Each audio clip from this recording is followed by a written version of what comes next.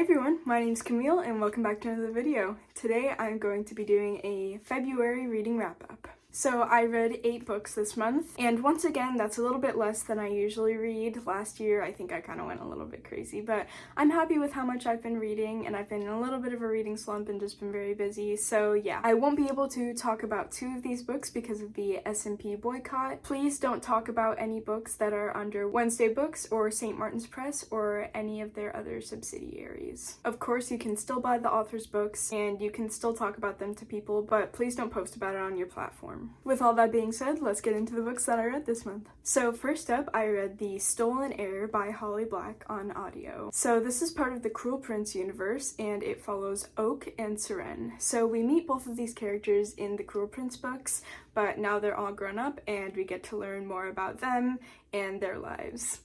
And so I think I'm gonna give this book like a 3.75 or a 4. I really enjoyed Seren's personality, but Oak was kind of just meh, and I didn't really believe in their romance. Honestly, if there hadn't been any romance, I would have enjoyed it just as much because Seren is a great character. Holly Black is amazing at writing really strong, badass female characters, so if you're looking for that in a fantasy book, I completely recommend it.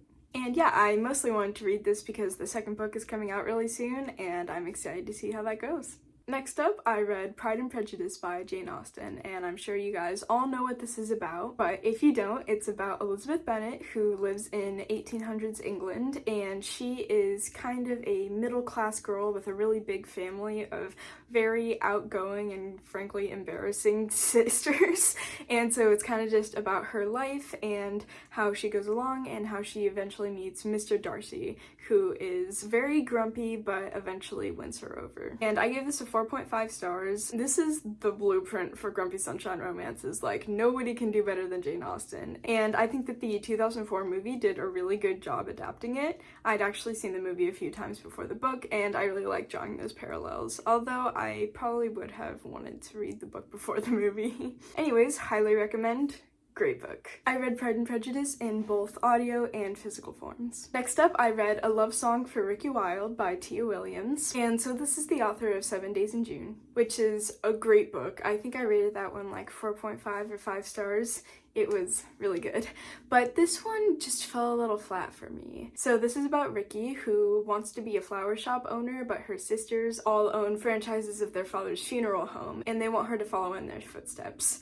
But she moves to Harlem and eventually gets her flower shop running. And when she goes to a community garden, she sees a mysterious man that she kind of recognizes, but she hasn't seen him before. And so this is kind of a women's fiction, but also a romance, and it has a little bit of magical realism, like time traveling, that sort of thing. And I think I'm gonna give this one 3.5 stars. Next up, I read Love on the Brain by Ali Hazelwood. This was my first Ali Hazelwood, and I decided to read it because it has the trope of people talking and not knowing each other, but they also know each other in real life and they fall in love, and then there's like this whole thing.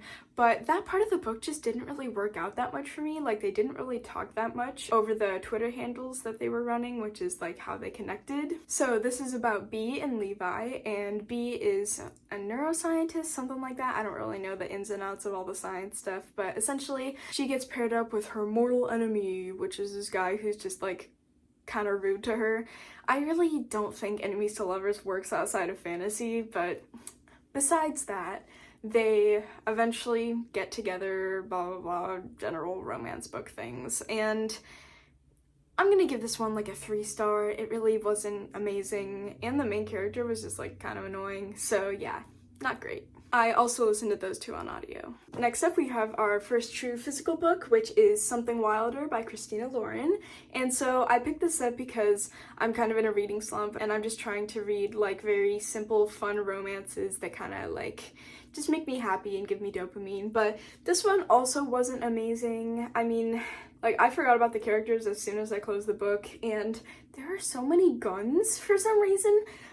I don't know why, but like, this book is crazy and I don't even know what to say. Anyways, 3.25 stars.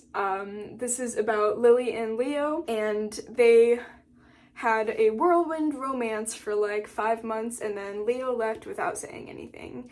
and I think it's something like 10 years later, Lily is running this treasure hunt in Moab, Utah, and Leo goes with a group of friends to go on this trip to ride horses throughout Utah, and she's the one running it, and so they run into each other and they have to clear all the air. And also there's guns. So yeah, that's what this book is about. Last up, we have Does My Body Offend You by Marie Marquardt and Mayra Cuevas. And I do have a physical copy of this. I did give it to my mom because I wanted her to read it.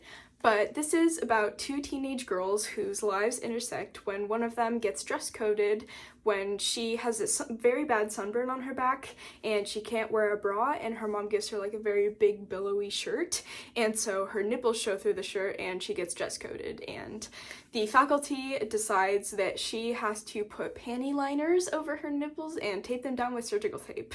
And so this girl is a Latina girl from Puerto Rico, and a really big hurricane has just hit there, so she had to leave and go to Florida where the rest of her family is. And so back to the dress code, there's a skinny white girl who doesn't really have any boobs who sees Malena, who's the girl who gets dress coded, and is like, hey, we need to start a revolution, and it just goes from there. And it talks a lot about intersectionality with feminism, and they really felt like teenagers because they made a lot of really stupid decisions. And so this is like one of the first true feminist books I've read, and I really enjoyed it. I think I'm gonna give this one like 4.25 to 4.5 stars because sometimes the characters made really bad choices that annoyed me. But besides that, I really enjoyed this book and highly recommend. So that's all I read this month. Sorry I wasn't able to talk about the other books, but I want to stand in solidarity with the boycott so that writers of color will be treated better by this publishing company. I hope you have a great rest of your day, and I'll see you soon.